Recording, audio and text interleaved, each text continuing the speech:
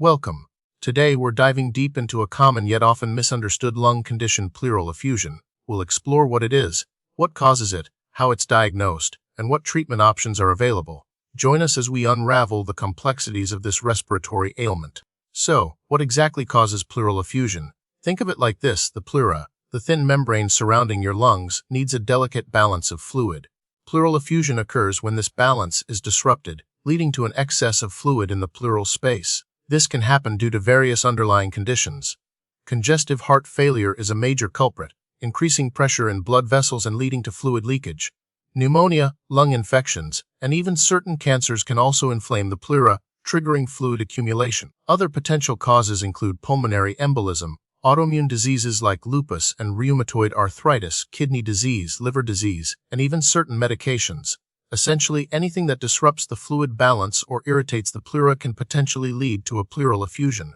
To understand pleural effusion, we need to understand the pleural space. Imagine your lungs are wrapped in a double layer of cellophane, that's the pleura. Between those layers is a tiny space, the pleural space, containing a small amount of fluid that acts as a lubricant, allowing your lungs to expand and contract smoothly during breathing. Now, when a disease or condition disrupts the body's fluid balance, excess fluid can build up in the space. This excess fluid compresses the lung, making it difficult to fully inflate. This leads to shortness of breath and other respiratory symptoms. The body's normal drainage mechanisms simply can't keep up with the increased fluid production or decreased fluid removal. The underlying disease process further exacerbates the fluid imbalance, creating a vicious cycle of fluid accumulation and respiratory distress. Pleural effusion affects people of all ages, but its prevalence varies depending on the underlying cause. For example, pleural effusions related to congestive heart failure are more common in older adults. Those associated with pneumonia are seen across all age groups. The incidence of pleural effusion is also linked to risk factors for its underlying causes, such as smoking for lung cancer or obesity for heart failure.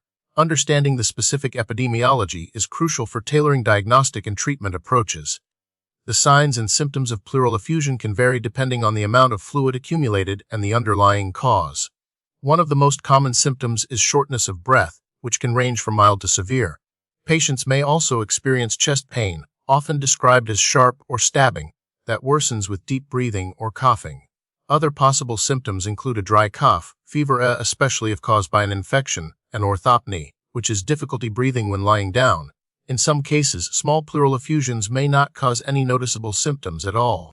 Diagnosing pleural effusion typically involves a combination of imaging studies and fluid analysis. A chest X-ray is often the first step, as it can usually detect significant fluid accumulation.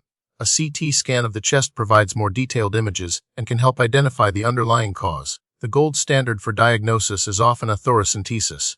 This involves inserting a needle into the pleural space to withdraw fluid for analysis.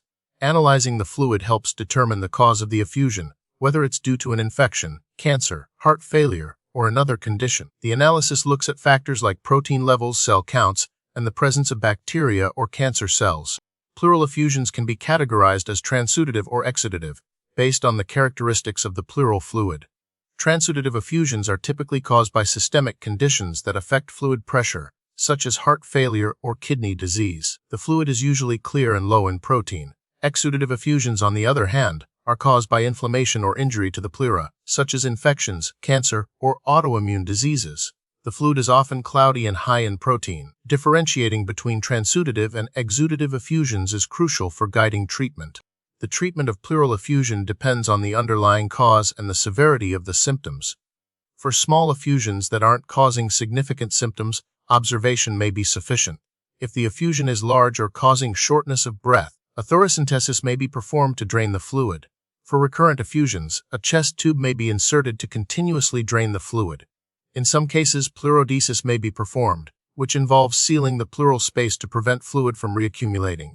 This can be done chemically, using a substance like talc, or surgically. Furthermore, addressing the underlying cause is crucial. For example, treating heart failure with diuretics can help reduce fluid overload, and antibiotics are used to treat infections. Preventing pleural effusion often involves managing the underlying conditions that can cause it.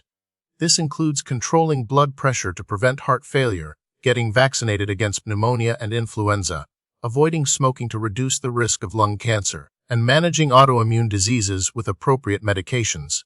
Early detection and treatment of conditions like pneumonia and heart failure can also help prevent the development of pleural effusion. The prognosis for pleural effusion varies widely depending on the underlying cause. In some cases, the effusion can be successfully treated, and the patient can make a full recovery. However, in other cases, the underlying condition may be chronic or progressive, leading to recurrent effusions and a poorer prognosis.